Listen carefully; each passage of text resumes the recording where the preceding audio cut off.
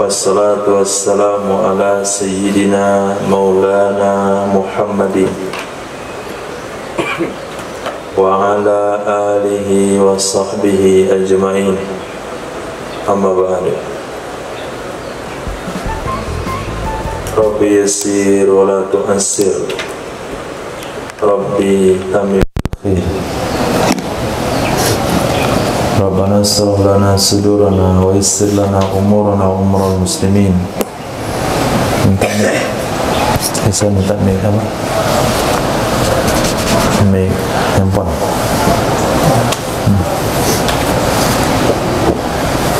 Allahumma yassir lana umurana wa umural muslimin wa hlul 'uqdatam min lisanina yafqahu qawlana. Qala al-mu'allif rahimahullahu ta'ala wa adaman nafa'a bi ulumihi wa barakatihi wa nafahatihi wa madatihi wa karamatihi fid daraini amin.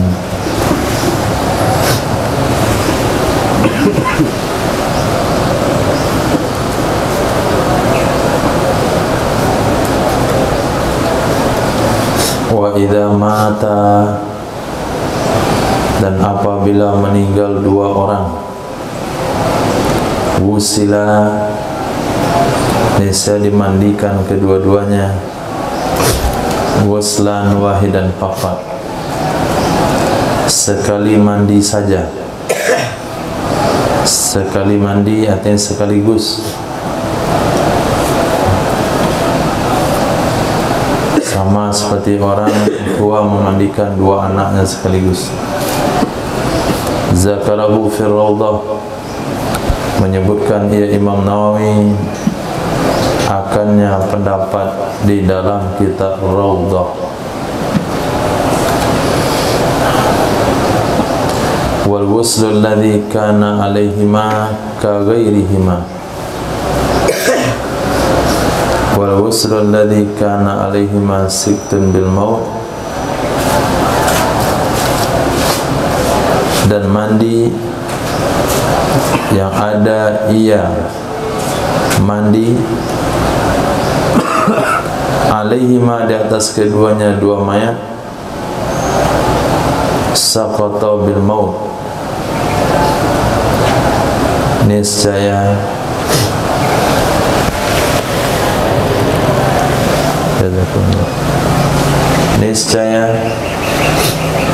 gugur dengan sebab mati.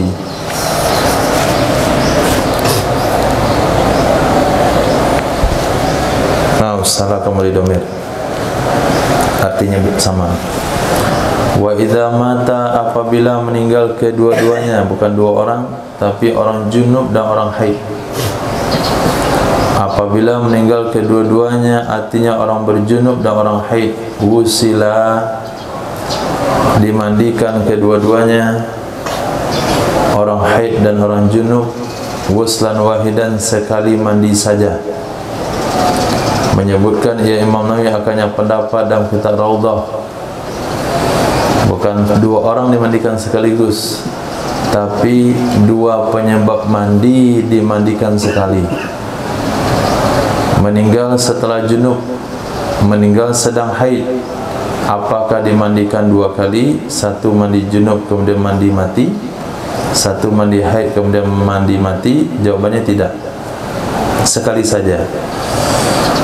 Wal ghuslu alladhi kana alaihima, mandi yang merupakan kewajiban keduanya, mandi yang merupakan kewajiban keduanya, yaitu mandi junub orang berjunub, mandi haid wanita haid, itu sudah gugur dengan sebab meninggal dunia. Tidak ada kewajiban dia mandi karena dia dah meninggal. Nah, kewajiban yang satu, tinggal satu sisa, yaitu mandi karena meninggal. Berkata Imam Nawawi dalam kitab Syarah Muhadzab, wa qala al-Hasanu wahda, berkatalah Imam Hasan Basri sendirinya, satu-satunya ulama yang berpendapat yughsalani ghuslain, yughsalani ghuslain, dimandikan kedua-duanya dua kali mandi. Jadi kalau ada wanita meninggal karena melahirkan, mandinya 2 kali. Satu, mandi wiladah. Yang kedua, mandi karena meninggal.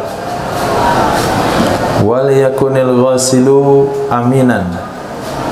Hendak adalah orang yang memandikan itu orang yang terpercaya.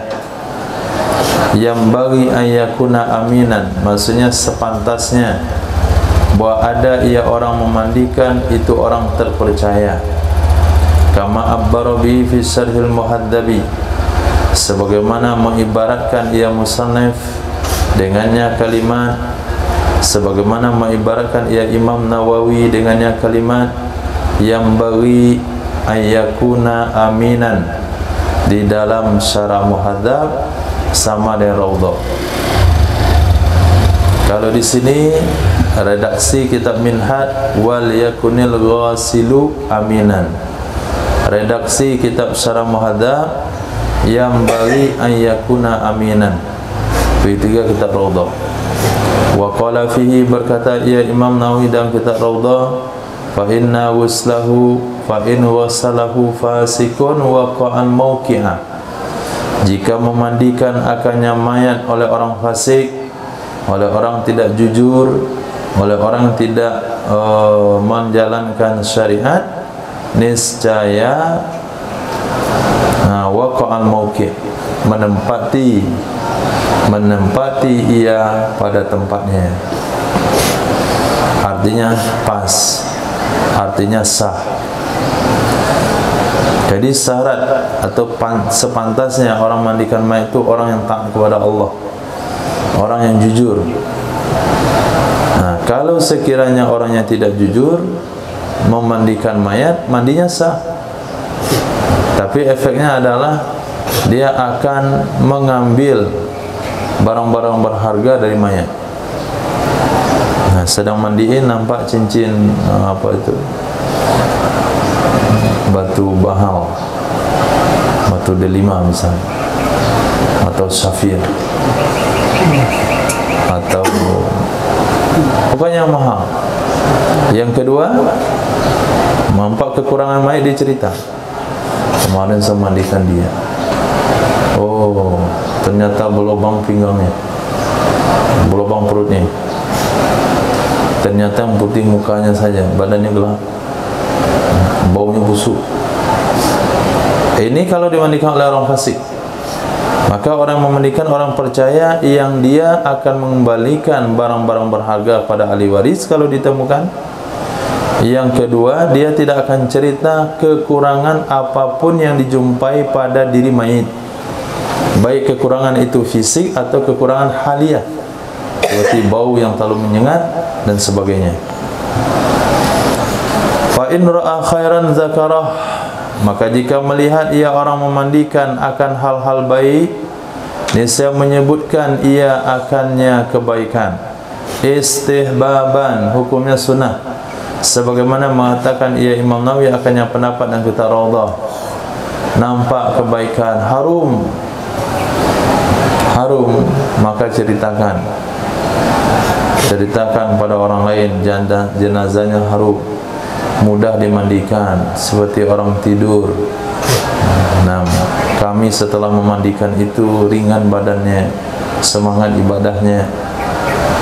Itu bagian daripada kebaikan yang ditularkan oleh jenazah. Au ghairahu, atau dia melihat selain kebaikan. Haruma zikruhu, niscaya haramlah menyebutnya. Illa li maslahatin, kecuali demi kemaslahatan, kecuali karena kemaslahatan. Kadza fi Raudhah, demikian menyebutkan ia Imam Nawawi dalam kitab Raudhah dan kitab Syarah Muhadzab. Annal jumhura atlaku, sesungguhnya jumhur mereka menyampaikan secara mutlak, tidak ada pengecualian. Kalau nampak kebaikan ceritakan, kalau nampak yang bukan baik haram untuk diceritakan. Titik, sampai di sana kata-kata jumhur. Tapi Imam Nawawi dan kitab Raudhah illa li maslahah, ada penambahan, kecuali ada kemaslahatannya. Tapi kalau menceritakan tanpa menyebut mayatnya itu nggak ada masalah. Tapi kalau menceritakan menyebut mayatnya hukumnya haram.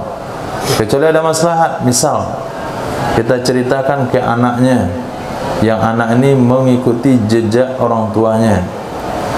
Misalnya anak ini sudah menerima warisan ilmu dukun dari bapaknya yang meninggal. Kita cerita sama anaknya, kamu mau mati kayak bapak kamu. Nah, buang ilmu dukunmu, tinggalkan. Tadi bapak kamu waktu dimandikan begini. Nah, itu boleh. Itu ada maslahatnya. Atau kepada kawannya dengan profesi yang sama, pemabuk misalnya, penzina misalnya. Kita tahu kawan akrabnya sama-sama penzina, yang satu sudah mati, kita mandikan, nampak kejelekan pada orang tersebut, kita temui kawannya. Nah, kamu tobat atau enggak? Mau mati berzina kayak kawan kamu juga yang tak kemarin saya mandikan? Woi, itu lebih parah bangkai anjing bau busuknya. Itu boleh, salah satu yang disebut dengan maslahat.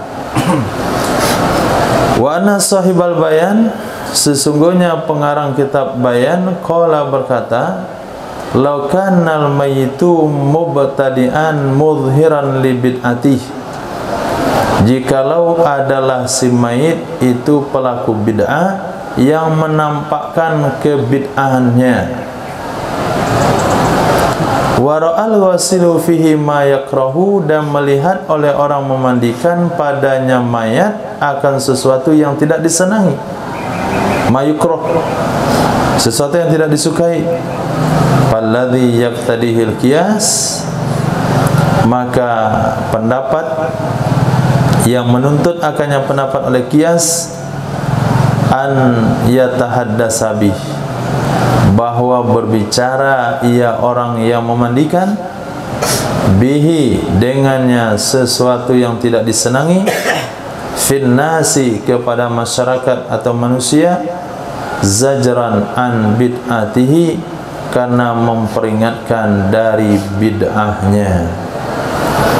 Dan hal ini pernah berlaku kepada salah satu tokoh liberal Indonesia. Sempat ada orang yang merekam bagaimana sakaratnya salah seorang tokoh liberal Indonesia. Kemudian videonya itu dibeli oleh keluarga, tidak boleh sebarluaskan. Nah, ini sayangnya waktu itu belum ada zaman konten kreator, tapi dibeli. Seharusnya kalau dia nggak beli, kalau dia nggak mau jual, sebarkan lebih cepat. Mungkin saya rasa banyak masyarakat Indonesia yang tobat daripada aliran liberal. Ini salah satu contoh. Misalnya antum memandikan jenazah Wahabi, nah lalu ketemu keanehan, ceritakan supaya masyarakat bisa meninggalkan pemahaman Wahabi tersebut. Seperti apa matinya, itu belalak-belalak misalnya. Waktu dimandikan, macam-macam. Waktu dimandikan kentut melulu jenazahnya. Gak berhenti kentut saya mandikan sampai selesai. Nah, itulah. Kamu mau ikut juga aliran seperti itu? Dia menebar bau busuk. Waktu hidup sampai mati pun menebar bau busuk. Ini gak ada masalah. Begitu juga cerita yang diceritakan tentang Mustafa Kemal Atatürk, bagaimana matinya, itu tidak ghibah menceritakan sampai hari ini, untuk mengantisipasi supaya orang-orang tidak terpengaruh dengan pemahaman liberalnya Mustafa Kemal. Dia kan yang menyuruh azan pakai bahasa Turki supaya bisa dipahami, solat pakai bahasa Turki, solat bahasa masing-masing supaya lebih khusyuk dengan apa yang dibaca. Ini kan akidah liberal. Jadi bagaimana Mustafa Kemal yang tidak bisa mendapatkan kesejukan, akhirnya dia direndam dalam batu es, tetap panas juga. Setelah mati dikuburkan, keluar dari bumi, akhirnya nggak bisa dikuburkan, dibuat tembok di atas badannya. Badannya nggak bisa telan bumi. Jadi di atas permukaan bumi, kemudian ditembok. Nah, kata orang yang menziarahinya, haram hukum menziarahinya. Orang yang datang ke Turki ziarah Mustafa Kamal itu sama dengan datang ke Mesir ziarah Fir'aun. Nggak boleh. Jadi katanya itu tetap berbau busuk, mengeluarkan aroma busuk daripada makamnya Mustafa Kamal Atatürk. Khair, itu salah satu contoh daripada menceritakan bid'ah yang dilakukan oleh penganut bid'ah supaya memperingatkan masyarakat tidak terlibat dengan hal seperti itu. Itu hukumnya boleh berdasarkan redaksi Shahihul Bayan. Wa innama qalahu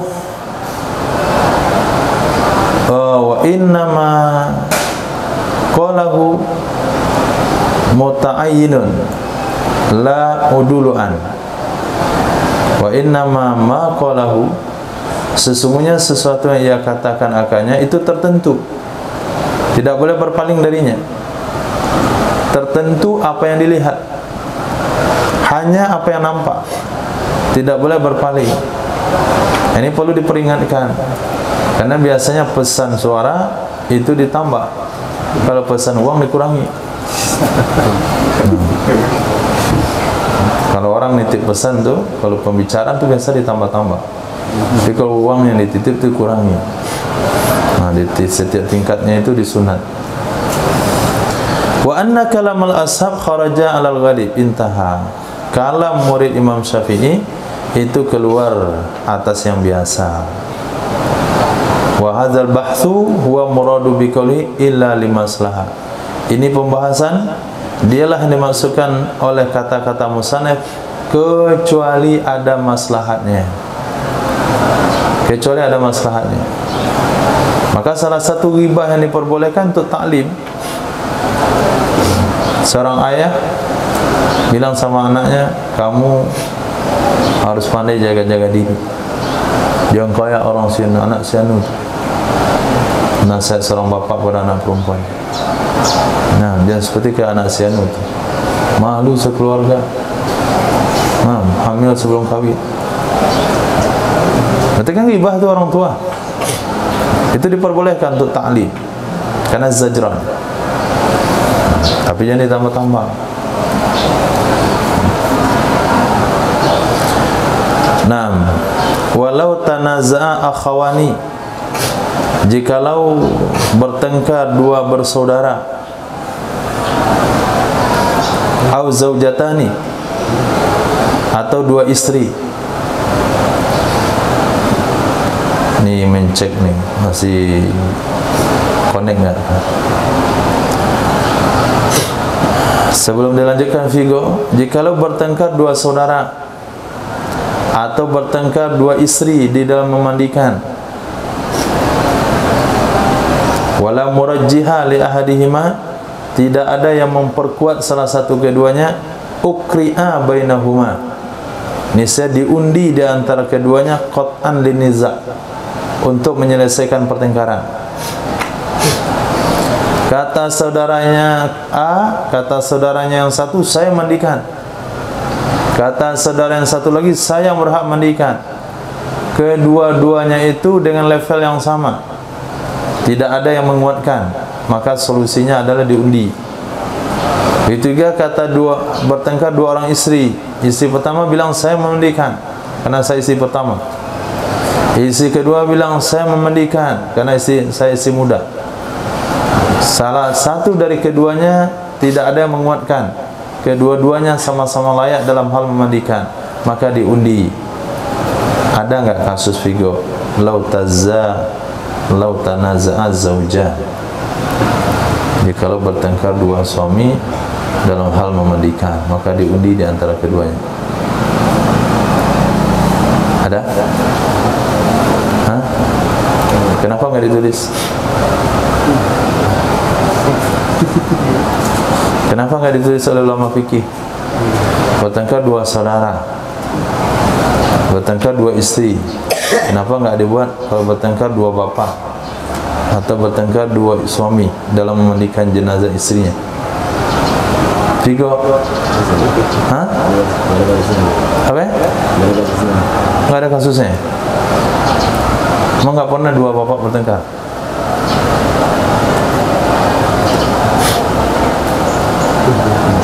Enggak. Kenapa enggak pernah dua bapak bertengkar?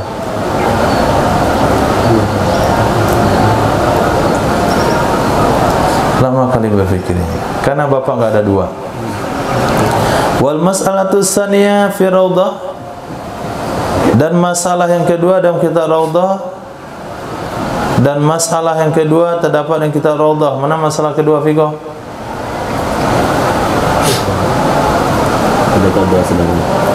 Itu masalah pertama, bertengkar dua istri. Itu masalah kedua, itu ada di dalam kitab Raudhah. Wal kafiru ahaqqu bi qaribihil kafir, orang kafir lebih berhak dengan karib kerabatnya yang kafir, min qaribihil muslim, daripada karib kerabatnya yang muslim dalam memandikan. Jadi kalau bertengkar dua saudara, yang meninggal adalah muslim, dua saudara itu satu kafir satu muslim, maka yang berhak muslim. Itu ada yang menguatkan berarti. Bertengkar dua saudara, satu muslim satu kafir, mayat yang mau dimandikan kafir, maka menanglah saudara kafir yang berhak mandikan. Itu ada murajjih berarti. Nah, itu bahasa penyelesaian daripada Imam Nawawi. Wal kafir ahaqqu bi qaribihil kafir, orang kafir lebih berhak dengan karib kerabatnya yang kafir daripada karib kerabatnya muslim dalam memandikannya orang kafir. Demikian disebutkan dalam kitab Raudhah dan asalnya Raudhah. Wa misluhu at-takfin wa dafan, semisilnya memandikan yaitu mengafani dan menguburkan. Mengafani dan menguburkan.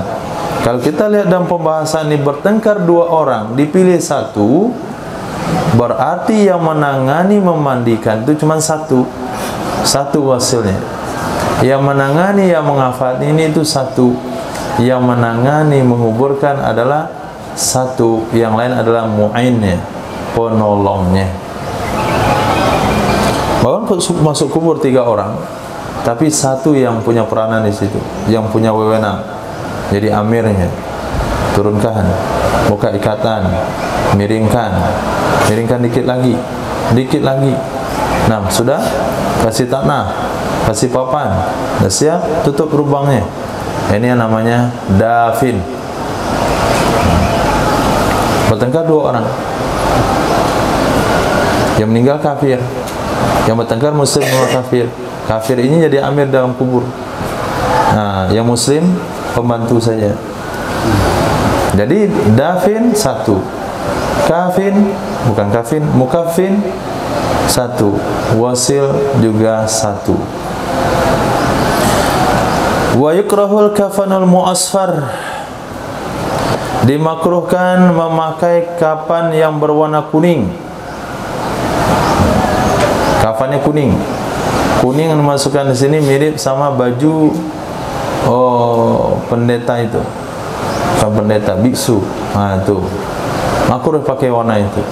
Walaupun dia ketua Golkar. Nah, wal muzaffar, yang dikasih za'faran itu juga kuning. Kuningnya seperti kunyit, itu za'faran. Antum pernah minum air za'faran? Itu seperti, itu biasanya yang pulang-pulang di India itu beli, taruh beberapa helai, masukkan air, kuning airnya. Itu kuning seperti kuning kunit. Sementara kuningnya mu'asfar ini seperti kuning yang lebih pekat daripada kunyit. Setelah kunyit juga 2 kuningnya. Liman la yukrahu fil hayah, bagi orang yang tidak dimakruhkan ketika hidup, yaitu wanita. Bagi orang yang tidak dimakruhkan memakainya ketika hidup. Jadi warna kuning ini makruh dipakai bagi laki-laki. Nah, tidak makruh bagi wanita. Nah, wanita yang waktu hidupnya tidak makruh memakai warna kuning, tapi makruh dikafankan dengan kain kuning. Lima fi minaz zina, karena sesuatu yang ada di dalamnya dari perhiasan.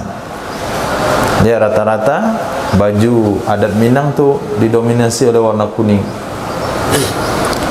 Wa qad saraha fi raudati, sungguh menyebutkan secara terus terang ia Imam Nawawi dalam kitab Raudah dan Syarah Muhadzab dengan bahasa bil mar'ah. Bil mar'ah liman yukrahul kafanul mu'asfar wal muzaffar bil mar'ah. Langsung, enggak ada pakai bahasa apa nama itu, bahasa pengantar. Liman la yukrahu fil haya wa huwal mar'ah, itu kan panjang bahasanya itu. Dalam kitab Syarah Muhadzab ringkas bahasanya, yukrahul kafanul mu'asfar wal muzaffar bil mar'ah, secara to the point. Wal muzaffar aidan. Nah, wal muzaffar aidan, kain yang dikasih minyak za'faran juga. Wa tukrahul mughalatu fih, dimakruhkan bermahal-mahalan dalam kafan. Dimakruhkan mencari yang mahal dalam kafan. Bertifaihi fit thaman, dengan tingginya kafan dalam harga. Dengan tingginya kafan dalam harga. Dia bukan cari ke tempat penyediaan orang mati, tapi ketika meninggal justru dia pergi ke tekstil, sehingga dibeli kain putih di sana yang 1 meternya sampai 300.000. Ini hukumnya makruh. Wa istahabbu tahsinuhu fil bayad, disunahkan membaguskannya kafan. Membagusnya kafan dalam warna putih dan di segi kebersihan dan celupannya dan tebalnya. Kalau bagus di segi harga makruh, tapi kalau bagus mencari warna yang lebih putih, yang lebih bersih, yang lebih rapi celupannya, yang lebih tebal kainnya, itu nggak apa-apa. Karena tidak setiap yang tebal itu mahal. Beli kain ini tebal harganya sekian, semakin tebal semakin mahal. Bukan, dia bukan karpet. Kalau karpet iya, semakin tebal semakin mahal. Kalau kasur iya, semakin tebal semakin mahal. Tapi kain baju enggak. Beli itu yang murahan, lebih tebal kainnya, lebih keras. Jadi kalau bagus, kalau mahal di segi harga enggak boleh. Tapi kalau bagus di segi warna, kan ada putih tulang, ada putih bersih, cari yang putih bersih. Jangan yang putih tulang atau putih kekuning-kuningan. Nah, seperti baju yang sudah kita pakai bertahun-tahun, nah itu kan warnanya kuning. Apa Bu? Kemudian di segi kebersihan, nah ini kapannya ini ya, kena apa? Kutu air. Nah, kita cari yang lebih bersih. Menyebutkan ia Imam Nawawi akan demikian seluruhnya itu di dalam kitab Raudhah dan Syarah Muhadzab. Qala Nabiyuna Muhammad sallallahu alaihi wasallam, la taghalu fil kafan. Janganlah kalian bermahal-mahalan dalam kafan. Fa innahu yaslubu salaban sari'an. Sesungguhnya kafan itu akan hancur, hancur yang cepat. Sesungguhnya kafan itu akan hancur, hancur yang cepat. 3 hari saja itu sudah penuh dengan bercak-bercak darah dan nanah. 7 hari itu sudah mulai menguning atau coklat warna kafannya. Sampai 30 hari itu sudah menghitam warna kafannya. Nah, maka kita lihat kalau ada bongkar kubur itu rata-rata kan kafan yang warna hitam, padahal putih kemarinnya. Merupakan akannya hadis oleh Imam Abu Daud dan sanad yang hasan sebagaimana mengatakan ia Imam Nawawi akannya pendapat dalam kitab Syarah Muhadzab. Wa qala nabiyuna Muhammad sallallahu alaihi wasallam, idza kafana ahadukum akhahu, apabila mengafani oleh salah seorang kalian akan saudaranya, falyuhsin kafanahu, maka hendaklah dia memilih yang bagus akan kafannya saudara. Maka akannya hadis oleh Imam Muslim. Hadis pertama mengatakan jangan bermahal-mahalan. Hadis kedua Imam Muslim katakan cari yang bagus. Dua hadis ini tidak bertolak belakang. Ulama fikih menggabung dua hadis ini. Mahal yang dilarang mahal di segi harga, bagus yang dimaksudkan di segi warna, kebersihan dan kualitas serta tebalnya. Nah begitu. Jadi tidak setiap yang mahal itu bagus, dan setiap yang bagus itu belum tentu mahal. Mahalnya sesuatu karena banyak yang meminati. Apabila peminatnya enggak banyak, barang jadi murah. Jadi bukan karena murahan, memang karena murah. Ada barang enggak bagus. Kemarin tuh boneka kayak setan, itu mahal juga. Kita dikasih pun nggak mau. Boneka kayak setan bentuknya. Boneka apa namanya? Cibubu, cerubu, alibubu, Alibaba aja sekalian. Itu kalau orang punya selera sehat, nggak akan gila beli barang jelek begitu. Kita dikasih, mendingan kasih uang, atau dikasih juga dibuang tong sampah, atau diikatkan di anjing gila, biar lari dia sama anjing. Begitu. Mendingan bantal dibeli. Dapat 5 bantal. Bisa antum tidur di atas bantal. Nah begitu maksudnya. Lihat pemahaman hadisnya. Fal yuhsin kafana, baguskan kafannya. Hadis Imam Muslim. Nah kalau kita tidak punya kapasitas menjadi mujtahid, baca hadis ini, ya ini kontra hadis ini. Di sana katakan nggak boleh bermahal-mahal, di sini baguskan kafannya.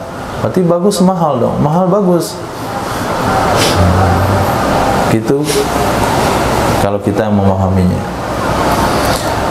Wal mausul aula minal jadid.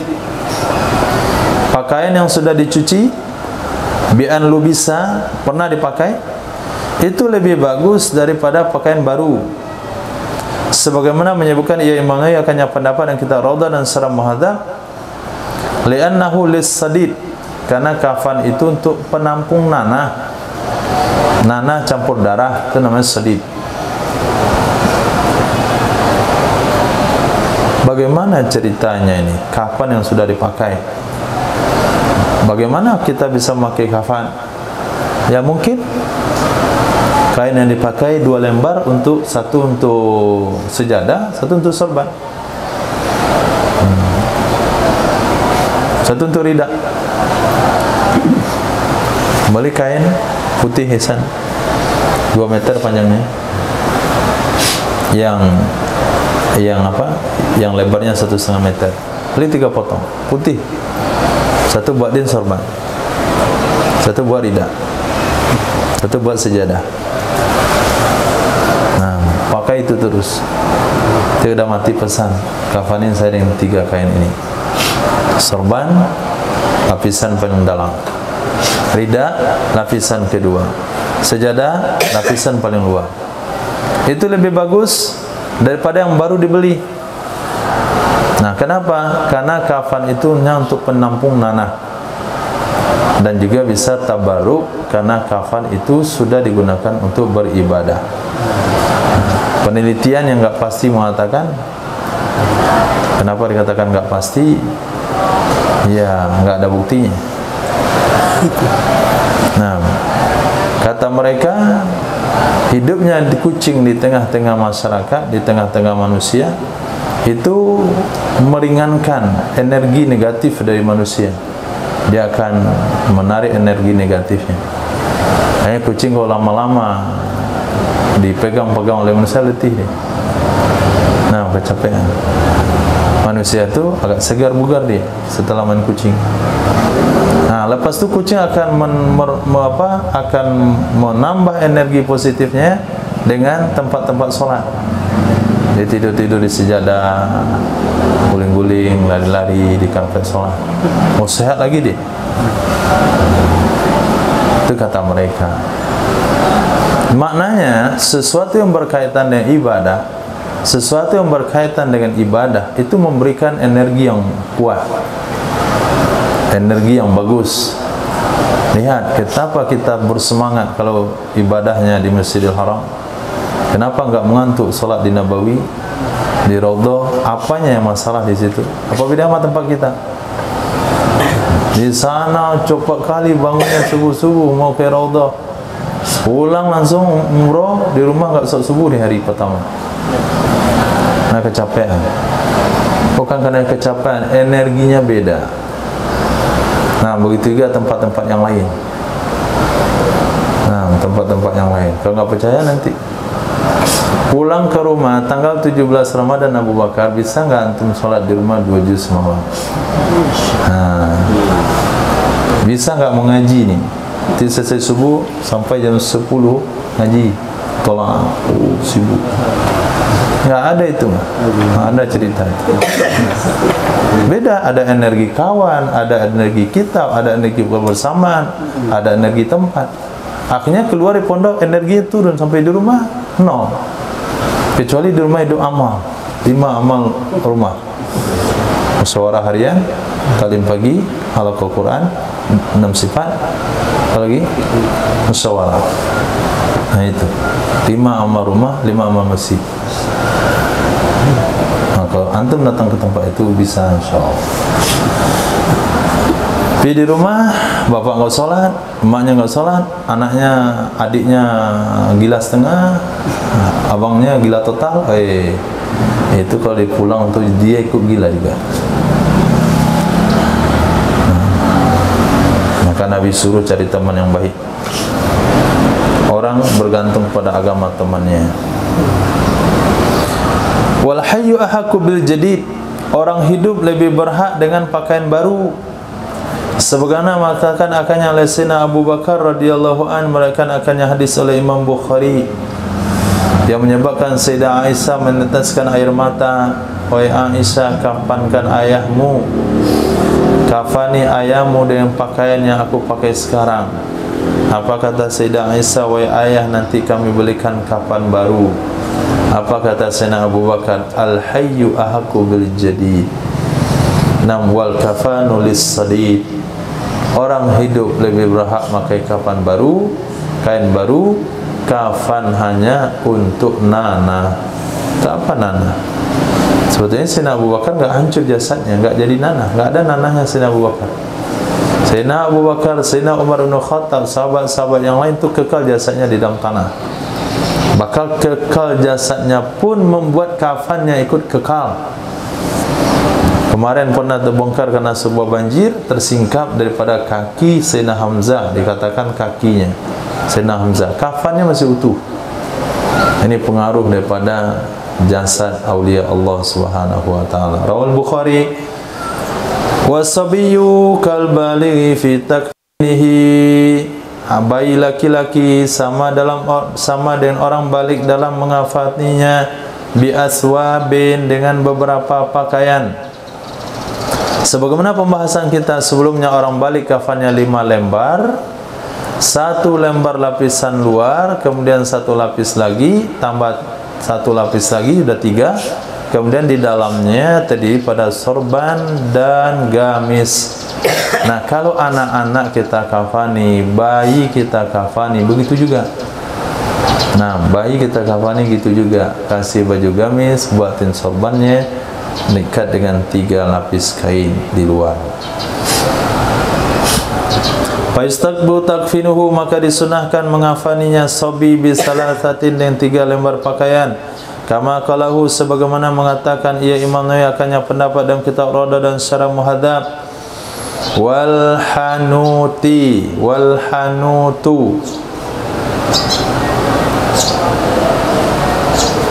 ay Dzarruhu kama taqaddam mustahabun, dan menaburkan hanud. Dan hanud itu adalah sejenis parfum yang ditaburkan ke kafan. Artinya dzarruhu, menaburkannya hanud, sebagaimana telah terdapat hukumnya mustahab. Jadi mengasih kafan itu pecahan-pecahan dari kapur barus di setiap lapisnya hukumnya sunnah. Wakila wajibun, pendapat kedua mengatakan wajib hukumnya, sama dengan mengkafani itu sendiri. Wa abbarar Rafi'i bit tahnir, mengibaratkan oleh Imam Rafi'i dengan bahasa tahnir. Kalau hanud parfumnya, kalau tahnir perbuatannya, menaburkan pewangi hanud itu namanya tahnir. Nah, parfumnya miskun, mengoleskan kasturi, tasmik. Parfumnya gahru, mengoleskan parfum gahru, tahrik. Bukan tahrik, gahru,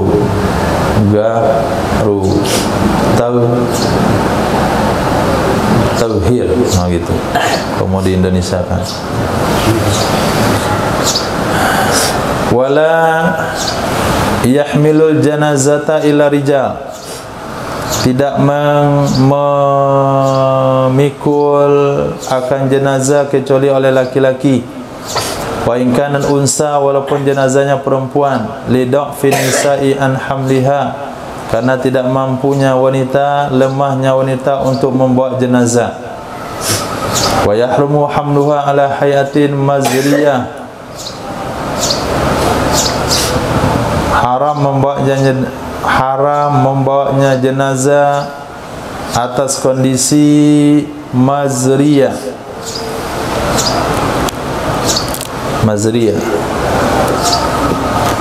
Lihat dulu kamusnya.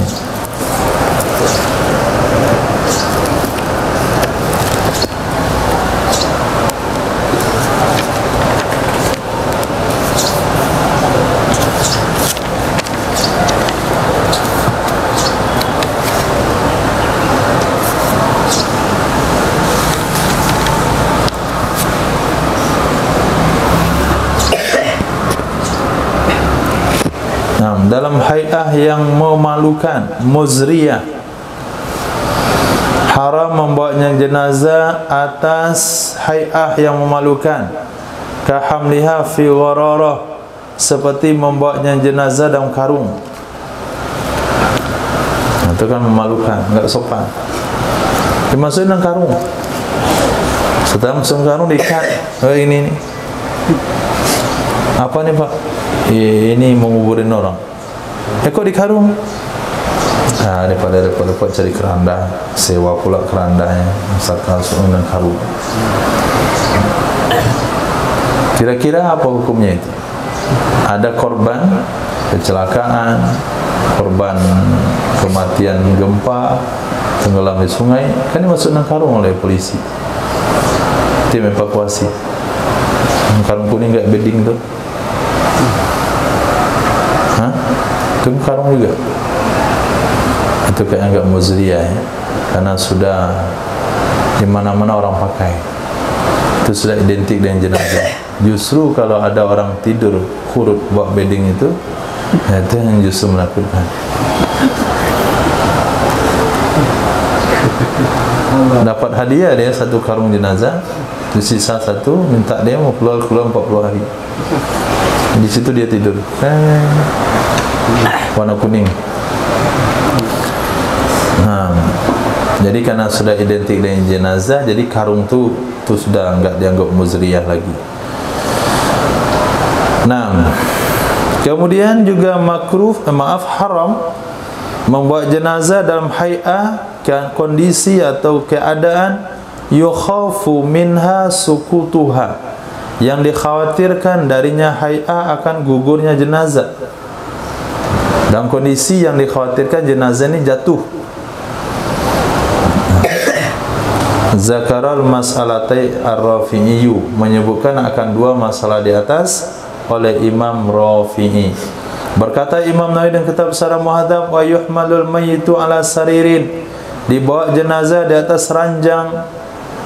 Nah, ranjang hari ini keranda yang posisinya sama dengan ranjang, bisa ada kakinya, kemudian bisa dilipat kakinya masuk dalam mobil ambulan, atau lauf, papan. Nah, satukan papan 2 lapis, kemudian disatukan dengan kayu, tapi kayunya di bawah, jangan di atas, di bawah. Kemudian ditaruh jenazah di atas sana, seperti yang ada di Saudi.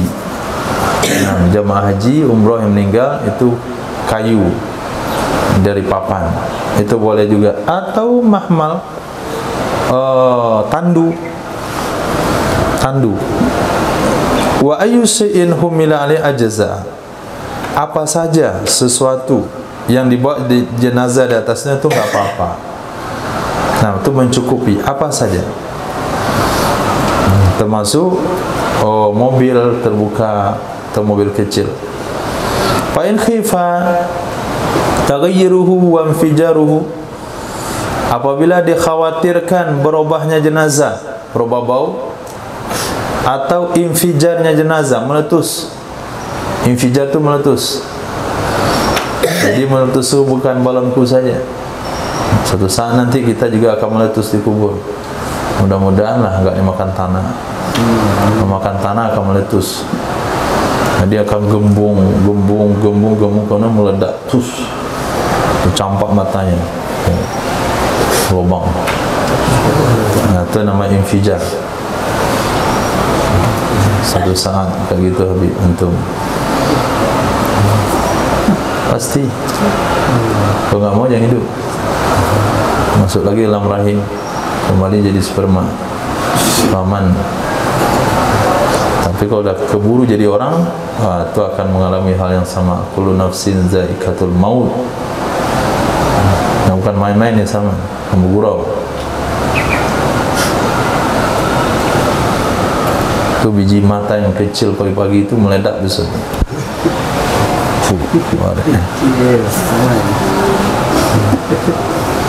Suka tidur.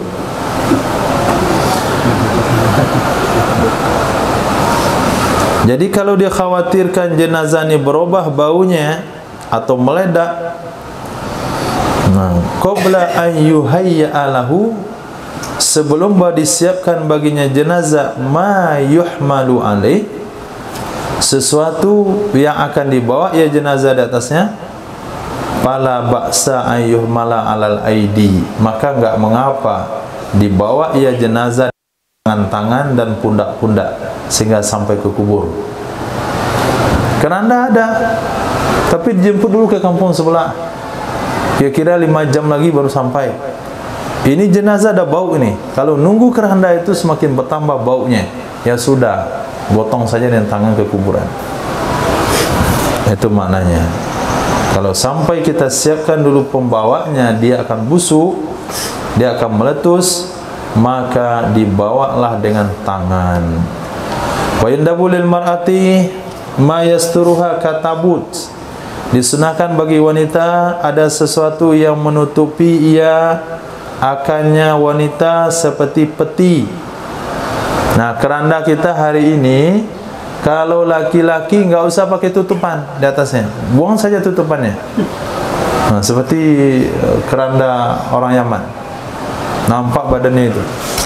Nah, itu lebih bagus untuk dibawa. La ilaha illallah, la ilaha illallah, nampak mayatnya itu. Nah, itu lebih bagus daripada ditutup.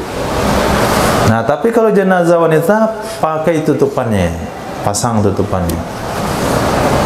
Nah, kalau tempat kita kan enggak, wanita, laki-laki tutup.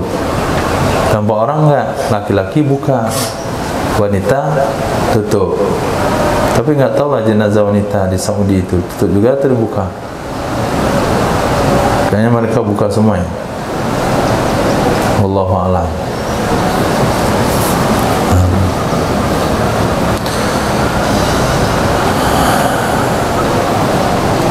Di dalam kitab Raudhah seperti khimah, khaymah wa kubbah, seperti kemah. Kata beliau seperti kemah atau kubah, itu penutupnya. Berkata Imam Nawawi dalam kitab Syarah Muhadzab, ala saririn wa fihi izzun, di atas ranjang yang padanya ranjang ada kemuliaan. Jadi dibawa jenazah di atas ranjang yang padanya ada iz, ada kemuliaannya, ada kehormatannya.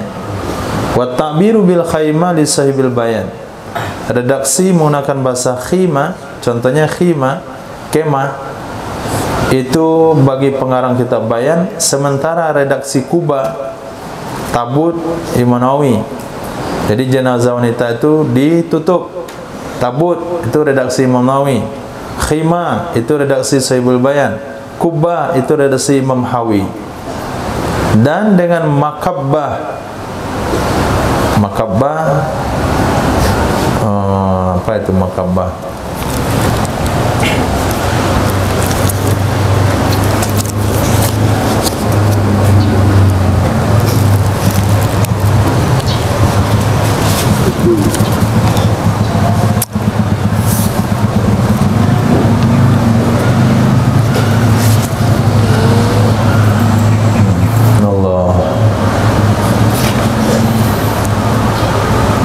Enggak ada artinya. Kabbat tertelungkup. Makabat ya sesuatu yang ditelungkupkan. Kalau sesuatu yang ditutup dengan ditelungkupkan, sesuatu penutup yang dipakai cara ditelungkupkan. Nah, kalau tudung nasi itu kan kecil. Jadi kalau jenazahnya kecil, pakai tudung nasi juga boleh. Apa yang besar yang pakainya ditelungkupkan? Penutup yang pemakainya yang dipakai dengan cara ditelungkupkan. Ya, kalau hari ini ya penutup keranda itulah, itu makabbah. Jadi sesuatu yang ditelungkupkan. Wa annaha tughatta bi thawbin lisyekh, wa annaha tughatta bi thawbin, sesungguhnya jenazah wanita ditutup dengan kain. Sesungguhnya jenazah wanita ditutup dengan kain. Ini redaksi punya Syekh Nasr Al-Maqdisi. Jadi contoh-contoh penutup disunahkan bagi wanita jenazahnya ditutup. Itu redaksi hukum. Kemudian redaksi contoh beda-beda. Imam Nawawi bilang contoh pakai peti. Imam Sahibul Bayan pakai kemah. Jadi kemah itu dipasangkan kemah di atas kerandanya. Kemudian kubah itu pengarang kitab Hawi. Makabbah juga Hawi punya. Kalau Syekh Nasr Al-Maqdisi dengan pakaian. Jadi ada 5 contoh yang ditampilkan oleh ulama untuk penutup jenazah. Hari ini nggak usah jadi ikhtilaf. Di tempat kita cukup pakai keranda, pasang tutupnya, selesai. Mereka berdalil yang kisah jenazah Sayyidatina Zainab Ummul Mukminin radhiyallahu ta'ala anha. Itu dalilnya. Jadi jenazah Sayyidatina Zainab itu dikebumikan, diantar ke tempat pemakaman dengan cara ditutup. Sesungguhnya Imam Baihaqi meriwayatkan sesungguhnya Sayyidah Fatimah binti Sayyidina Rasul sallallahu alaihi wasallam awsat, pernah berwasiat yuttakhadha dzalik, bahwa diperlakukan, bahwa dibuatkan baginya akan demikian tutupan, lalu mereka melakukan akannya. Wahia, dan dianya Sayyidah Fatimah itu meninggal sebelum Sayyidatina Zainab bisinin katsira, dengan beberapa tahun yang banyak. Dengan beberapa tahun yang banyak. Artinya Sayyidatina Ummul Mukminin, yaitu Sayyidatina Zainab, ini meninggalnya setelah beberapa tahun dari meninggalnya Sayyidah Fatimah.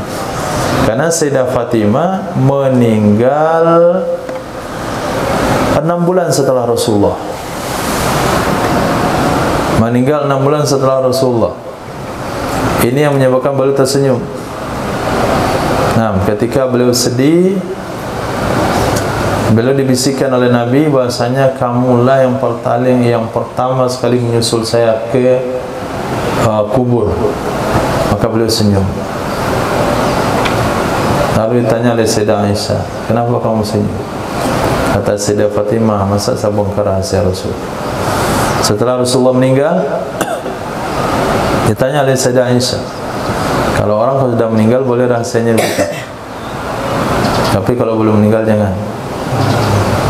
Nah, maka ditanya, apa yang dibisikkan Rasulullah sama kamu? Rasulullah bilang sama saya yang paling cepat menyusul Nabi sebelum yang lain. Nah, kalau kita dapat berita itu bukan senyum, pucat. Nah, kata ayahnya, setelah ayah, anak ayah yang dulu meninggal itu kamu.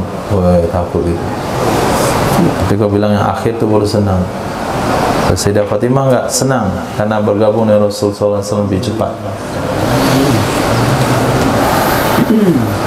Nah, jadi Sayyidah Fatimah itu sendiri itu berwasiat supaya dibuatkan peti untuk pengebumiannya, bukan untuk kebumiannya, untuk mengantarkan dia ke liang lahat, pakai peti pesannya. Kemudian hal yang sama juga dilakukan kepada jenazah Sayyidatina Zainab Ummul Mukminin radhiyallahu taala anha. Berdasarkan hal-hal seperti itu, maka disimpulkanlah hukum kalau jenazahnya perempuan itu diantar ke kuburan sunnah ditutup. Faqauluhu, maka kata-katanya sana seperti tabut, peti, ailaha. Nah, artinya baginya jenazah, peti jenazah, bukan peti apa, peti peralatan, peti alat tukang, memang peti jenazah. Fa innahu mustamilun fil ada ala ma huwa kal kubba.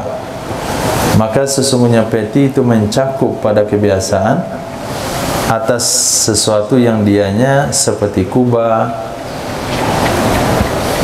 Nah, ala ma huwa, di atas apa saja yang seperti peti. Kata-kata peti itu mencakup apa saja yang seperti peti. Contohnya kubah, contohnya keranda hari ini, itu masuk kategori peti.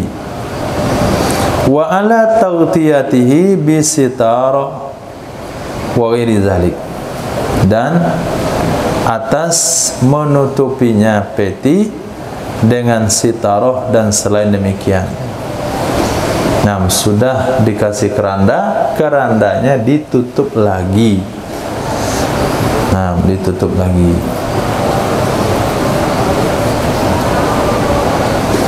Bahkan tutup keranda ini dijual juga di Makkah. Saya kira itu hiasan dinding. Kita tutup keranda jenazah. Nah, tempat kita kan ada tulisan tu, Inna lillahi wa inna ilaihi rajiun. Itu pun walaupun 10 ditulis di sana, yang dalam keranda itu tersisa juga. Khair.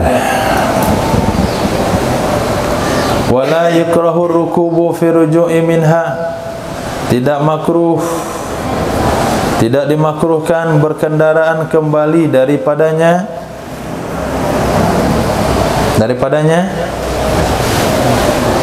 mengebumikan. Tidak dimakruhkan berkendaraan pada kembali darinya menguburkan. Dia dengan makna kata-kata musannaf dalam kitab Raudhah dan Sarah Muhadzab, la ba'sa bih. Kalau di sini la yukrahu. Kalau dalam kitab Sarah Muhadzab dan Raudhah, la ba'sa bihi, ai la ba'sa biruku, enggak mengapa naik kendaraan kalau pulang. Kalau pergi ngantarin, sudah ada kemarin penjelasannya, khilafiyah di sana. Meriwayatkan oleh Imam Muslim daripada Sayyidina Jabir bin Samurah radhiyallahu an, sesungguhnya Nabi sallallahu alaihi wasallam itu sholat, menyolatkan ia Nabi atas Sayyidina Ibn Dahdah. Wahinan sarafa, ketika Nabi berpaling, artinya mau pulang, utiya bi farasin ma'rurin, didatangkan kepada Nabi dengan kuda yang ditelanjangi. Apa maksud kuda yang ditelanjangi? Kuda yang tidak ada perlengkapan ditunggangi, pelananya nggak ada, tempat kakinya nggak ada, cuman tali kekangnya doang. Itu kuda ma'rur namanya. Nah, kalau seperti itu saja kuda bisa antum naiki, pakai pelana lebih nyaman lagi. Itu kuda ma'ruri, farakibahu, maka Nabi menaikinya. Di dalam riwayat yang lain, bi farasin ari, bukan ma'ruri tapi ariyin, oriyin, ariyin, yang telanjang, artinya tidak ada perlengkapan. Berkata musannaf, dia semana yang pertama. Wahwa, dan dianya dengan fathah ra munawwanah yang ditanwin, roy, aroy, fathah ra munawwana, aroy, arra, arra. Nah, bi farasin arra berarti fi'il madhi, bukan isim fa'il. Isim fa'ilnya ariyin. Kata musannaf bukan kasrah ra tapi fathah arra.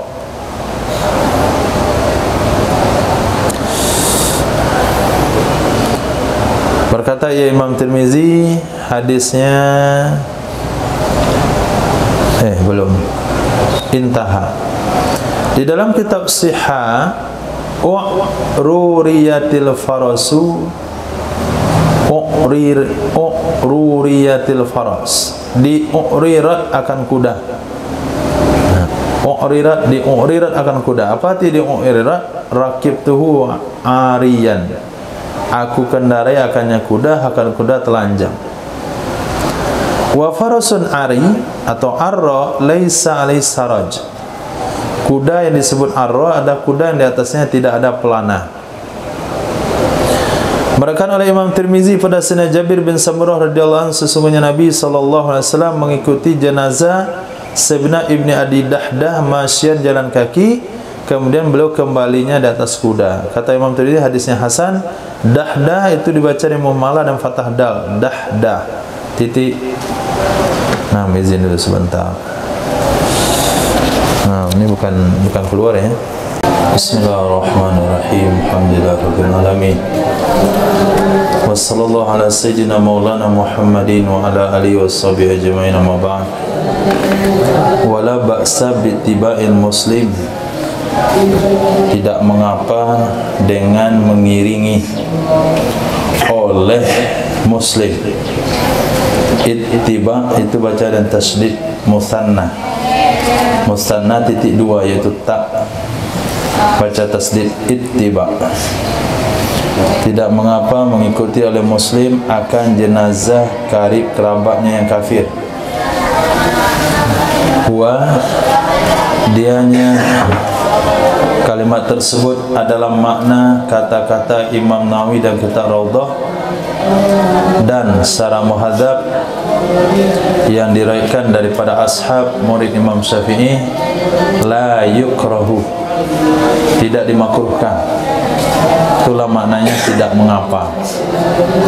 Diriwayatkan oleh Imam Abu Daud dan selain Imam Abu Daud dari Sayyidina Ali radhiyallahu an, qala ataitun nabiyya, aku datang jumpa Nabi sallallahu alaihi wasallam. Fakultu, maka aku katakan, inna ammaka dhal qad mat, sesungguhnya pamanmu yang sesat itu sudah meninggal wahai Nabi. Ayah dia sendiri. Nah, Abu Talib, dia bilang sama Nabi, wahai Nabi, pamanmu yang sesat itu sudah meninggal. Maka berkatalah Nabi, idhab fawari, pergilah kamu wahai Ali, maka kuburkan olehmu akannya. Artinya di sini Nabi perintahkan kepada Sayyidina Ali mengiringi jenazah ayahnya ke pemakaman. Nah, berdasarkan hadis ini disimpulkan oleh ulama bahasanya seorang muslim boleh mengantarkan karib kerabatnya yang kafir ke pemakamannya, walaupun cara pemakamannya seperti pemakaman ala mereka, yaitu dikuburkan di mobil-mobilnya, dibuatkan rumah di dalam. Silakan saja mengiringinya, tapi tidak ikut dalam proses perkara yang mubazir seperti itu. Qala, berkata Imam Nawawi dalam kitab Syarah Muhadzab, sanad hadis ini dhaif. Berkata yang lain, enggak, hadis itu hasan. Wa yukrahul laghatu fil jenazah, dimakruhkan bising dalam jenazah, baik dalam mengantarkan jenazah atau dalam mengubumikan, dimakruhkan bising. Wa ibaratu raudati, ibarat kita raudah fil masyi ma'aha, dimakruhkan bising berjalan bersama jenazah. Jadi kalau kita mengantarkan jenazah, kita jalan di belakangnya, kita diam senyap, jangan ngobrol. Kemudian makruh juga bicara urusan duniawi. Sedang antar jenazah, ini sedang bawa keranda nih, nanti malam minggu mana kita? Ini jenazah yang kamu buatnya cerita masih malam minggu. Nah, itu urusan dunia. Apalagi juga termasuk urusan bisnis dan sebagainya.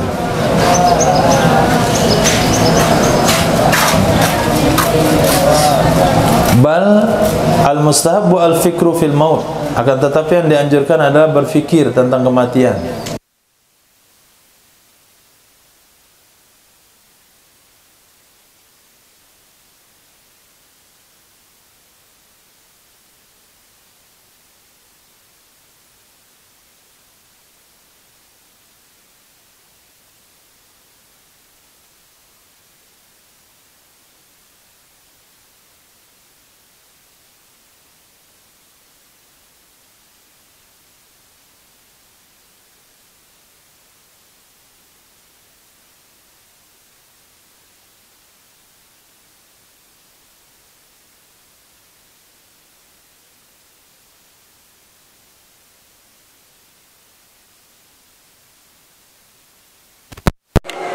Qais bin Ubad, Ubad itu baca dengan dhamma ain, tafkhim muwahhadah, Ubad, bukan Ubad tapi Ubad.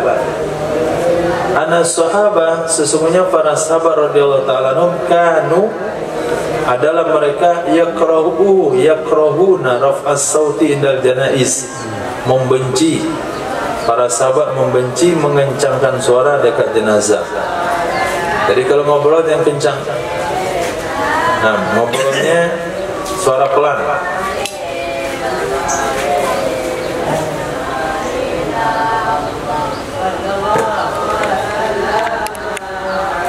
Diriwayatkan daripada Imam Hasan Al-Basri radhiyallahu anhu, sesungguhnya mereka yastahibbuna khafdas sauti indaha, mereka menyukai merendahkan suara dekat jenazah. Ngomong dekat jenazah seperti kita ngomong dekat orang tidur, jangan terlalu bising, pelan-pelan. Kemudian dimakruhkan ittiba'uha, mengiringinya jenazah, ini dengan sakin nun, itsba'iha. Tadi maaf, dengan sukun musanna, sakin huruf yang bertitik dua, yaitu ta. Kalau di atas kasrah, di atas bacanya ittiba, di bawah baca itsba. Apa bedanya? Kalau ittiba, kita yang mengikuti dari belakang, ittiba Nabi, kita adalah ittiba sunnah Nabi. Tapi kalau itsba itu mengikutkan, mengiringkan, mengiringi. Mengiringi sama juga, mengikutkan. Dimakruhkan mengikutkannya jenazah dengan api. Qala fi raudati, berkata Imam Nawawi kata raudah dalam majmaruh juga, dalam pembakaran dufa. Jadi jenazahnya diantar, dibakar dufa, pewangi, supaya harum sepanjang jalan. Itu hukumnya makruh. Bukan bau wanginya makruh, membawa bara api itu makruh. Dan seumpamanya. Di dalam kitab Syarah Muhadzab dimakruhkan bakhur, kayu cendana yang dibakar pada majmaruh, tempat pembakaran, baina yadaiha, di depannya jenazah sampai ke kubur, di dekatnya jenazah ketika penguburan. Li'annahu yatafa'alu bidzalika fa'lasu, karena sesungguhnya seorang itu telah berdoa dengan perbuatan, telah bertafaul, berdoa dengan perbuatan, dengan demikian membawa api doa yang tidak baik. Jadi kalau kita antarkan jenazah pakai api, berarti kita mendoakan supaya dia masuk neraka. Kita kalau iringi dia, liputi dia, kelilingi dia dengan api, berarti fi'ilnya, tafaulnya, berarti mengiringi dia dengan api. Maka jangan dibawa api mulai pada dijalankan, diberangkatkan dari rumah sampai ke tempat pengebumian. Kemudian apa namanya itu,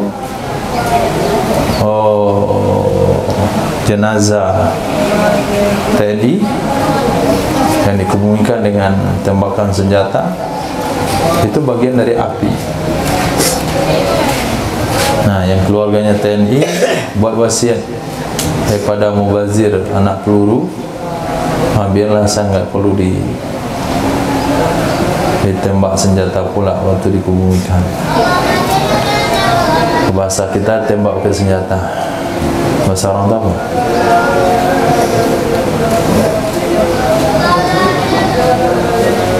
Tak tahulah, ada istilahnya mungkin. Wallahu a'lam. Di dalam kitab Sunan Abi Dawud ada hadis marfu' yang berbunyi begini: la tattabi'il jinazata bisautin wala nari. Jangan kamu iringi jenazah dengan suara dan api. Jangan kamu iringi jenazah dengan suara dan api. Tapi kalau dengan tahlilan boleh.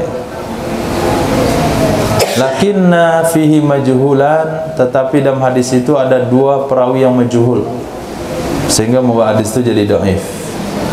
Menerangkan oleh Imam Baihaqi dari Sayyidina Abi Musa Al-Asy'ari radhiyallahu anhu, sesungguhnya beliau pernah berwasiat, la tattabi'uni bisarikhatin wala majmar maratin.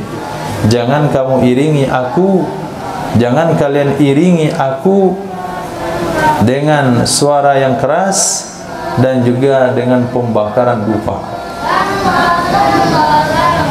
Wala taj'alu baini wa bainal ardi syai'a. Jangan kamu jadikan antara aku dengan tanah akan apapun.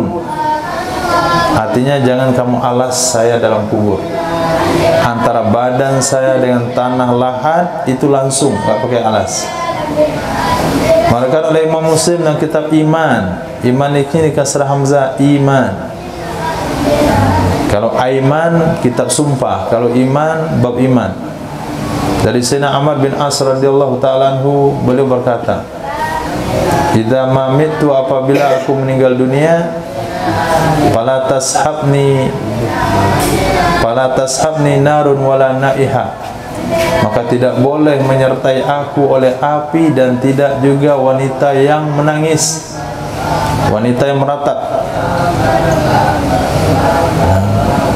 Jadi hadis marfu' dhaif, hadis mauquf sahih. Maka hadis marfu' tadi itu menjadi sahih li ghairi, karena ada hadis mauquf yang sahih. Tapi demi jaga adab tetap diawali dengan hadis marfu' walaupun dhaif, karena ada dua perawi yang majhul. Titik. Walau ikhtalata muslimuna bi kuffar, jikalau bercampur baur antara muslim dan orang-orang kafir, ka'anin hadama alaihim saqfun, seperti roboh di atas mereka oleh atap. Roboh di atas mereka oleh atap artinya bangunan. Terjadi gempa bumi di sebuah hotel, yang nginap di sana ada muslim, ada non muslim, semuanya meninggal. Walam yutamayyazu, mereka tidak bisa dibedakan. Mereka tidak bisa dibedakan karena gempa bumi itu terjadi di jam tidur. Nah, tapi dan itu juga fikih yang sudah disiapkan oleh ulama. Sebagaimana hari ini pergi ke luar sana, Kita susah membedakan antara muslim dan non-muslim.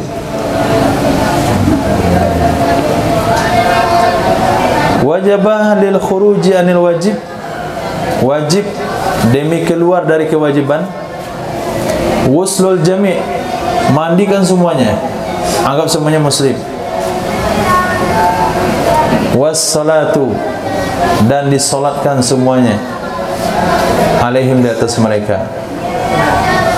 Fa insya'a, maka jika mau, salat ala jami' daf'ah, salat ya seseorang di atas seluruh korban sekaligus, because dil muslimina minhum, dengan meniatkan muslim dari mereka.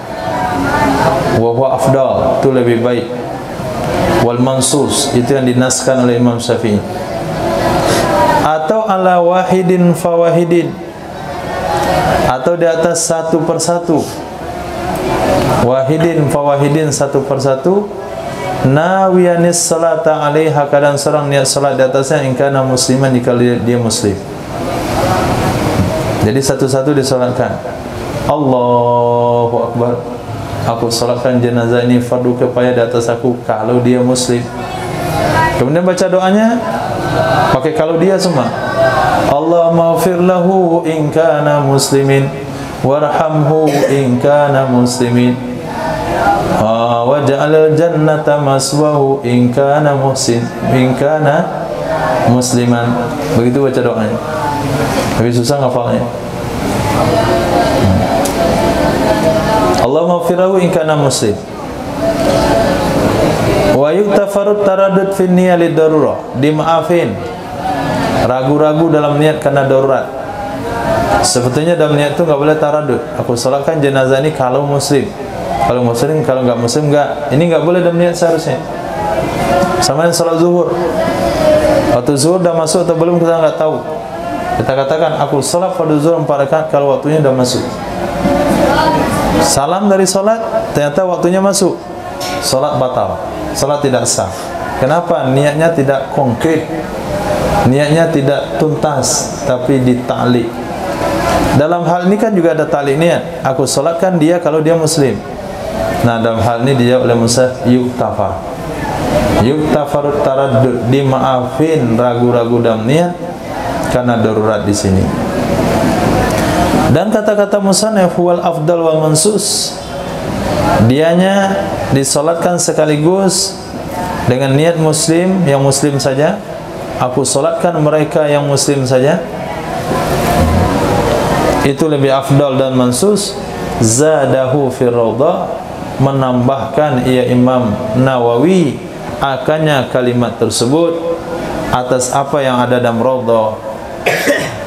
Fi raudhati, maaf, zadahu fi raudhah, menambahkan ia Imam Nawawi akan kalimat tersebut di dalam kitab Raudhah atas Imam Rafi'i.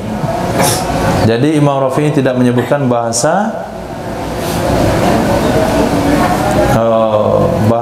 afdal wal mansus. Wa qala waqtilatus syuhada'i bi ghairihim kahtilatil kuffar, bercampur baurnya orang mati syahid dengan orang yang tidak mati syahid itu sama dengan bercampur baurnya orang kafir dan musyrik.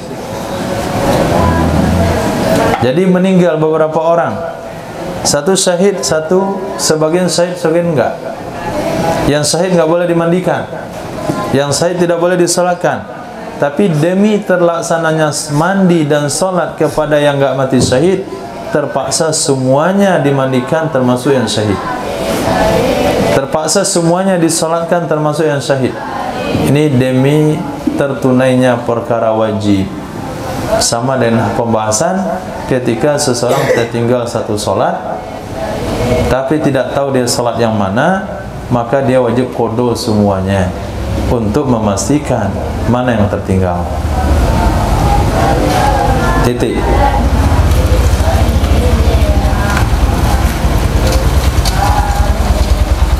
Wa yustaratu, dan disyaratkan li sihhatis salati alaihi, untuk kesahan solat di atasnya mayat, taqaddumu wuslihi, terdahulu memandikannya mayat. Disyaratkan untuk sah solat di atasnya mayat, terdahulu memandikannya mayat. Artinya mandi dulu baru disolatkan, itu syaratnya. Wa tukrahu qabla takfinihi, dimakruhkan ia solat sebelum mengafaninya mayit. Dimakruhkan ia solat sebelum mengafaninya mayit. Kalau mata bihadmin, kalau meninggal ia seserang dengan reruntuhan, tertimpa bangunan yang roboh dan seumpamanya. Mana contoh seumpamanya? Waqa'a fi bi'rin, dia jatuh dalam sumur. Wa ta'azzara ikhrajuhu, tidak mungkin mengeluarkannya mayat. Seperti hari ini tenggelam di laut, dari cari enggak ketemu. Dan uzur memandikannya mayat, lam yusalla alaih, saya tidak boleh disolatkan di atasnya, li faqdis syarti, karena tidak ada syarat yaitu mandi. Jadi jangan ikut-ikutan. Ini jenazah korban longsor, enggak mungkin dievakuasi. Nah, karena mayatnya mungkin sudah hancur, jadi kita solat sajalah, solat gaib. Solat gaib lagi. Sudahlah satu kota solat gaib dan menyolatkan yang belum mandi. Banyak permasalahannya yang dia buat. Nah, enggak boleh. Walaupun tenggelamnya di laut, dan mandi sendiri dia. Dan kata-kata musannaf, tukrahu qabla takfinihi, makruh solat sebelum mengafaninya mayat, zadahu, menambahkan. Ia Imam Nawawi akannya pendapat. Itu pendapat yang beliau tambah dari Muharrar. Wa jawazuha fi raudha ala rafi. Nah, dan bolehnya memandikan, dan bolehnya solat di dalam kitab Raudhah atas Imam Rafi'i. Dimakruhkan ia solat sebelum mengafaninya, zadahu, menambahkan ia Imam Nawawi akannya pendapat. Dan juga bolehnya solat dalam kitab Raudhah atas Rafi'i. Jadi Imam Rafi'i tidak menyinggung permasalahan solat sebelum dikafani. Hanya Imam Nawawi lah yang menambah ulasan tersebut di dalam kitab Raudhah. Berkata ia mana dalam Syarah Muhadzab, tasihu wa tukrahu. Imam Nawawi berkata dalam kitab Syarah Muhadzab, sah ia solat dan dimakruhkan ia solat. Solatnya sah tapi makruh kalau solat sebelum dikafani.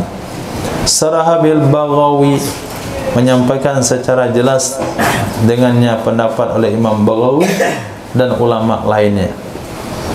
Wa istaratu alla yataqaddama alal jinazah hadira, disyaratkan bahwa tidak berdiri terkedepan ia seseorang atas jenazah yang hadir. Ini syarat salat jenazah.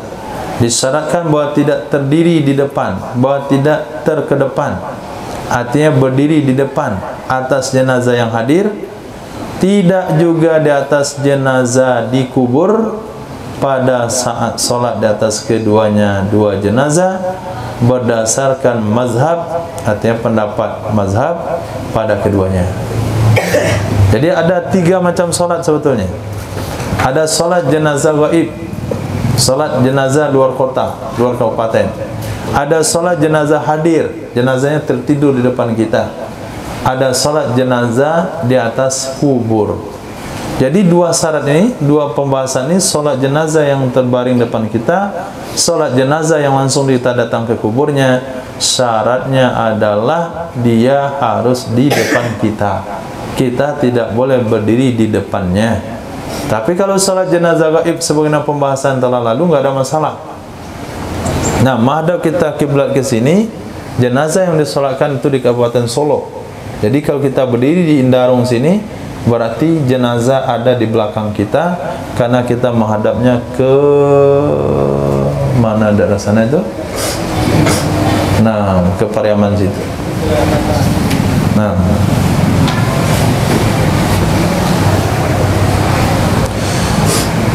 wa Rafi'i wa ibaratu asli Raudhah, maaf, wa Rafi'i qala hurimatis shalah ala sahih, atau harumatis shalah ala sahih, haram solat jenazah menurut pendapat yang sahih kalau seperti tadi bentuknya, jenazahnya di belakang, orangnya di depan, haram solat. Sementara ibarat asar raudhah fi asna'il bab, di pertengahan bab, ibarat asar raudhah di pertengahan bab, bab mana? Bab salat jenazah. Jadi kalau kita baca kitab asar raudhah, lihat di bab salat jenazah bagian tengah ada bahasanya begini: lau taqaddama alal jinazatil hadira awil qabri lam tasiha alal mazhab. Jikalau terkedepan ia seseorang, jikalau berdiri di depan ia seorang di atas jenazah yang hadir atau jenazah yang dikubur, niscaya tidak salah solat menurut kitab, menurut pendapat mazhab. Nah, mazhab di sana bukan mazhab Imam Syafi'i, tapi pendapat yang kuat dari dua thoriq yang dipilih oleh Imam Nawawi. Wa Rafi'i huna, dan Imam Rafi'i di sini maksudnya muharrar, iktasara ala taqaddum alal jenazah, beliau hanya meringkas disyaratkan solat tidak terdahulu di atas jenazah. Beliau ngomong gitu saja, meringkas atas terdahulu atas jenazah, nggak disebutin jenazah gaib, jenazah hadir, jenazah dikubur, disebutkan secara umum. Berkata Imam Nawawi dalam kitab Nihayah,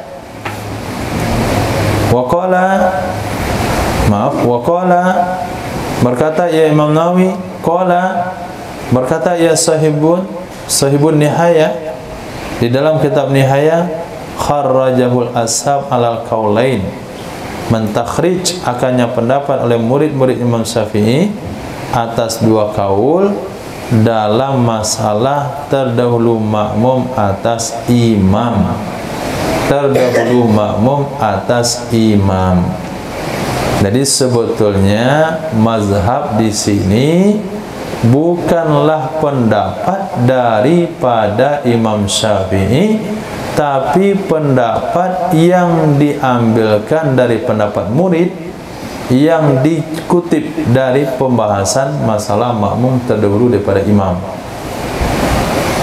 Nah, jadi Imam Syafi'i hanya berpendapat dalam masalah tidak boleh makmum berdiri depan imam. Kemudian dibawa pendapat tersebut ke sini, tidak boleh orang sholat berdiri depan jenazah. Nah, sebagiannya bilangnya begitu. Bukan pendapat Imam Syafi'i langsung, tapi perbedaan murid dalam mengomentari pendapat murid juga. Pendapat murid mana? Dari qaulun mukharrajun. Nah, karena dia qaulun mukharrajun, mirip dengan qaul, maka dibuatlah labelnya mazhab. Ini bukan hukum, ini mengulas tentang redaksi.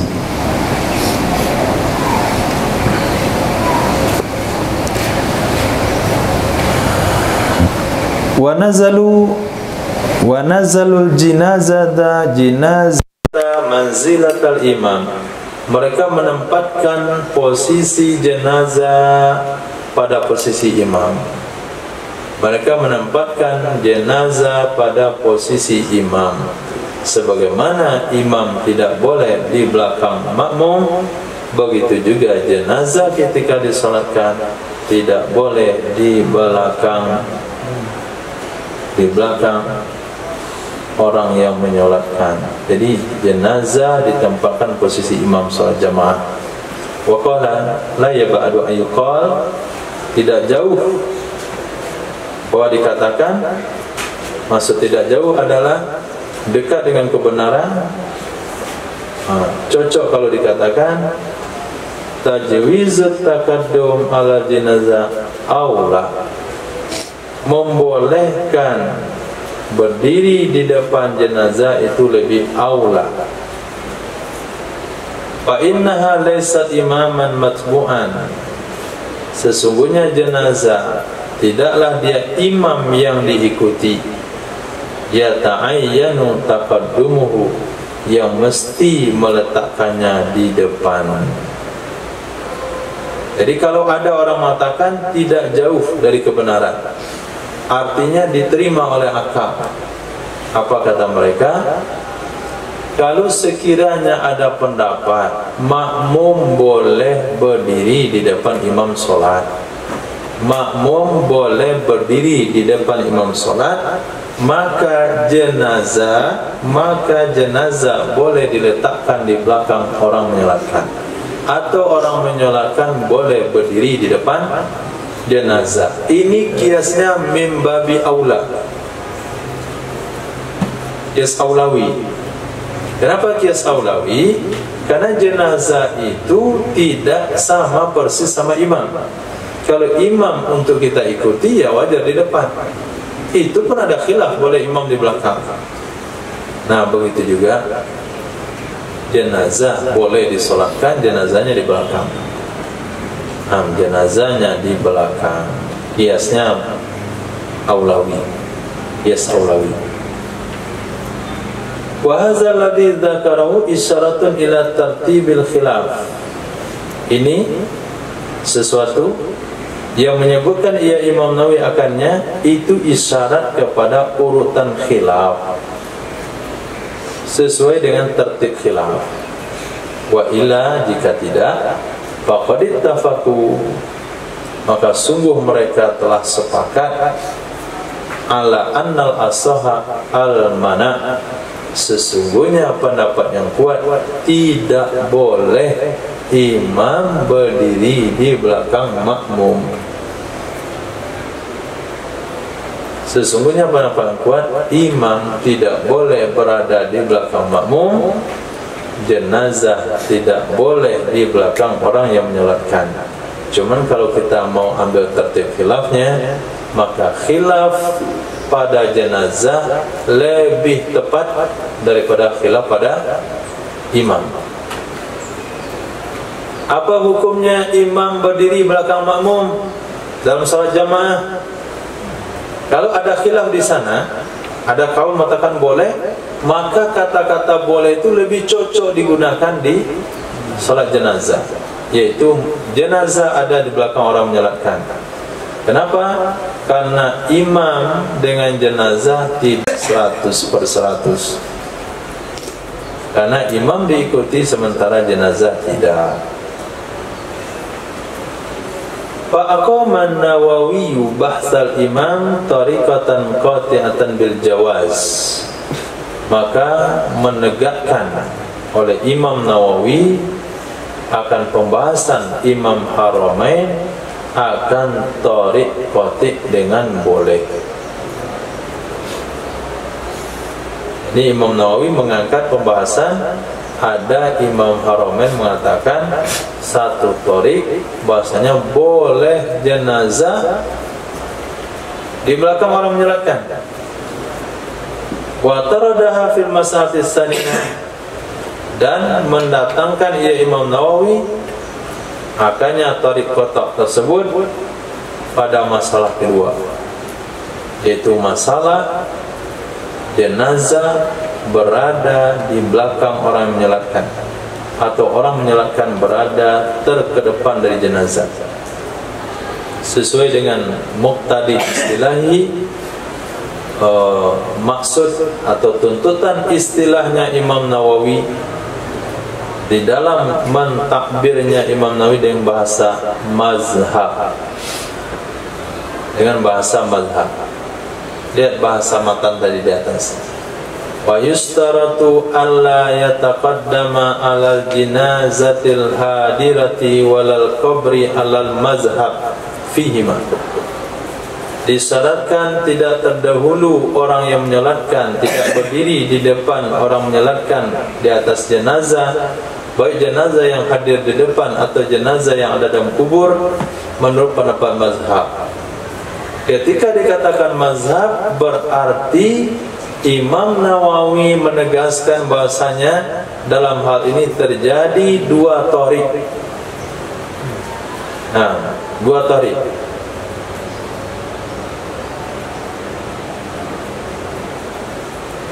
berdiri menjelaskannya, kitabnya masih panjang.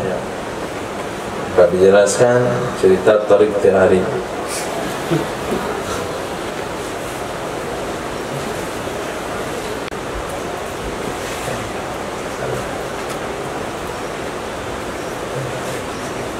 Permasalahannya apa hukumnya makmum, apa hukumnya orang yang menyolatkan berada di belakang jenazah, belakang di depan jenazah. Ini orang, ini jenazah.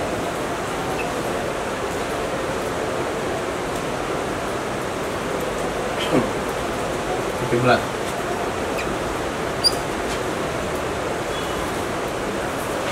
Tanya sama Imam Syafi'i.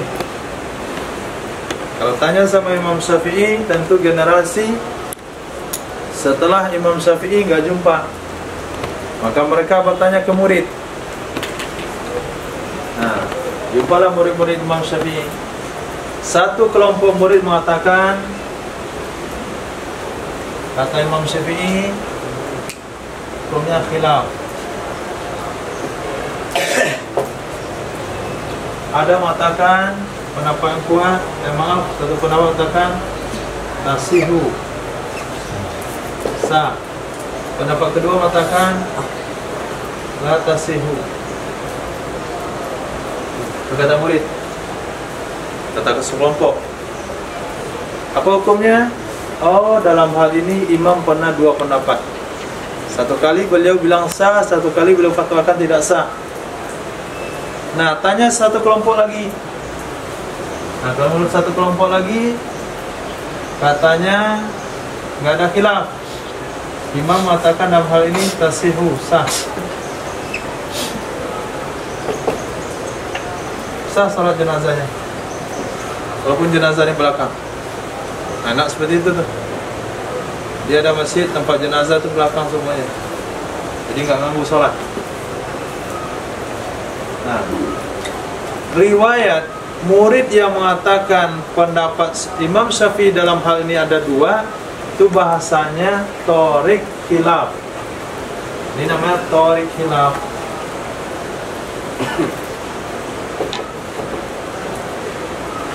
Bahasa Tariq dalam kitab Minhaj itu ada dua bahasa, satu Tariq, satu Tariqah.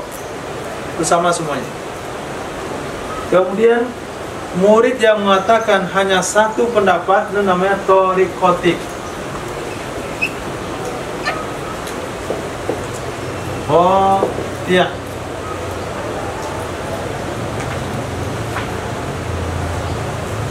Berlalu seperti ini. Kemudian tidak ada penegasan. Mana yang mau kami ambil? Kata masyarakat. Mana yang mau kami pakai?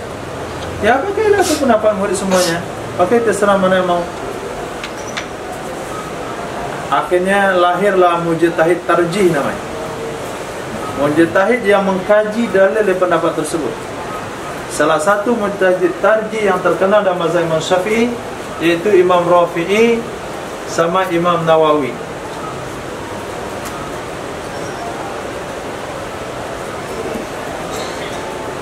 Akhirnya Imam Nawawi mentarjih. Ketika mentarjih, pendapat yang ditarjih itu labelnya mazhab.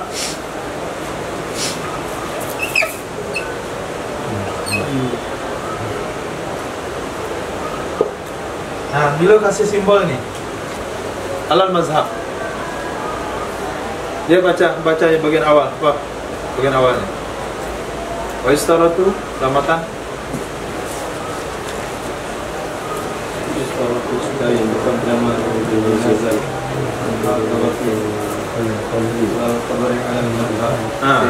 Allah mazhab bihima. Disyaratkan seseorang tidak boleh berdiri di depan jenazah, baik jenazah yang hadir atau jenazah dikubur. Menurut mazhab, mana yang ditarjih oleh Imam Nawawi? Hah? Yang mana?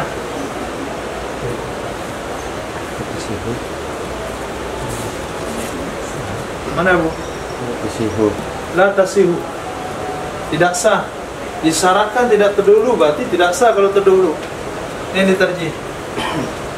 Nah, ini pendapat yang kuat. Ini pilihan Imam Nawawi.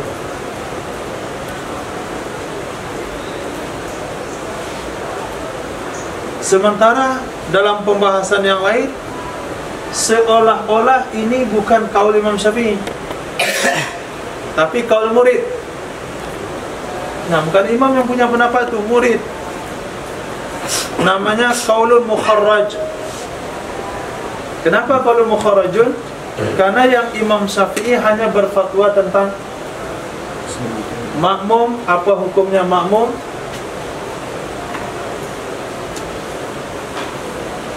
yang berdiri depan imam, yang kiblat. Nah, sini cuma pembahasan. Imam Syafi'i hanya berkomentar di sini. Nah, di sini Imam Syafi'i mengatakan dua pendapat. Ada yang mengatakan sah salat jamaahnya kalau imam belakang, ada yang bilang tak sah. Nah, dengan pendapat seperti ini dimiripkanlah oleh murid. Imam itu mirip dengan jenazah.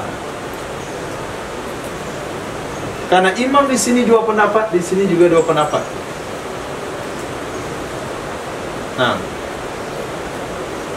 berarti ini bukan kaul imam, tapi kaul murid. Di sebelah kaul mukharrajun. Karena dia kaul murid yang dicontoh dari pembahasan yang lain, maka dia menempati kaul Imam Syafi'i. Maka labelnya tetap mazhab. Kayak. Tapi yang anehnya ada juga thariqah yang mengatakan sah salat. Sah salat jenazah.